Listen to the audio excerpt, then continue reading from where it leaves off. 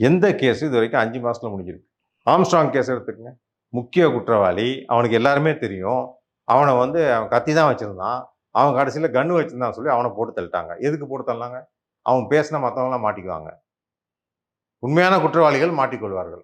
So அத அழுத்துறதுக்காக அது பண்ணாங்க. இதுல அவசரமா 5 மாசத்துல விசாரணைய முடிச்சு உடனே தீர்ப்பு வருதுன்னா, எங்கேயாவது கேள்விப்பட்டிருக்கீங்களா? நானும் வந்து பொதுநல வழக்கெல்லாம் போடுறவன் தான். ஃபாஸ்டஸ்ட் வந்து 6 மாசத்துல ஒரு தீர்ப்பு வந்திருக்கு. ஏன்னா ஒரு அ நீதியரசர்கள் அதில இன்ட்ரெஸ்ட் எடுத்து உண்மையா இது வந்து ஒரு அ மிருகவதை. அதனால அவங்க இன்ட்ரெஸ்ட் எடுத்து பண்ணாங்க. 6 மாசத்துல தீர்ப்பு வந்தது. இந்த மாரி ஒரு பெரிய ஒரு இந்த மாரி ஒரு என்ன சொல்றது? ஒரு வன்கொடுமை. அதுவும் இவன் வந்து 20 கேஸ் இருக்கு இவன் மேல. அதெல்லாம் நீங்க பார்த்தீங்களா? அதெல்லாம் என்ன கேஸ்ன்னு? இந்த மாரி இது ஒரு பொண்ணு தான் இதுவரைக்கும் பண்ணியிருக்கானா? இல்ல இவன் செக்சுவல் பிரெடேட்டர் அப்படிம்போம் நம்ம. அப்படின்னா இவர் ஒரு தொடர் குற்றவாளி. இவன் ஏற்கனவே இத பலமுறை செய்திருக்கிறான்.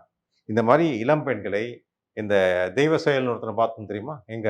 விழுப்புரத்துல. ம். அவனுக்கும் இவனுக்கும் என்ன வித்தியாசம்? அதையும் இவங்க தான் காப்பாத்துறாங்க. தெய்வ ம். செயலுக்கு எப்படிங்க நீங்க ஜாமீன் குடுப்பீங்க? ம். 2 பொண்ணுங்க வந்து சொல்லியிருக்காங்க. எங்களெல்லாம் கெடுத்து நாசம் பண்ணி, எங்கள வந்து என்ன அதே பெரிய திமுக பிரமுகர்களுக்கு இரையாக்குகிறான் என்று. இவனும் அதானே பண்றான். மாமா வேல தானே பண்ணியிருக்கான் அவன். கிட்டத்தட்ட அபலை பெண்களை சின்ன வாயில்லா பூச்சிகள புடிச்சு, அவள வந்து இந்த மாரி இரையாக்கி இருக்கிறான். எது? திமுக கட்சியினருக்கு. அவன் தெய்வ செயலா அதான் பண்ணான். மனைவி தானே அவன் சொன்னுச்சு அந்த பொண்ணு. இதே தான் பண்ணான். இருக்கிற மினிஸ்டரு அப்புறம் இவங்களுக்கெல்லாம் கொண்டு பிஏலாம் கொண்டு போய் இன்ட்ரோடியூஸ் பண்ணி வைப்பான். அப்புறம் அட்ஜஸ்ட் பண்ணுன்னு சொல்லுவான். அப்படிதான் சொன்னுச்சு.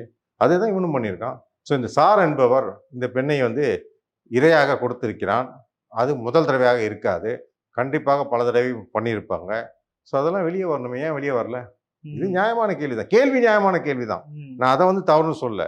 சார் யாருன்னு கண்டுபிடிக்க வேண்டியதெல்லாம் அதெல்லாம் கண்டிப்பா பண்ண வேண்டிய விஷயம். ஆனா சொன்னவர் உத்தமரா இருந்தா நம்ம பார்க்கணும். அவர் ம். ஏன் இப்ப சொல்றாருங்கிறத நம்ம பார்க்கணும். ம். அதுக்கு இப்ப ஆட்சி மாறினா தான் இதுக்கு வந்து வந்து விடியல் வரும். ஏன்னா இப்போதைக்கு காவல்துறை வந்து யாரு? முதலமைச்சர் கீழ் இருக்கிறது. அவர் ம். உடனே உத்தரவு போடுவாரா?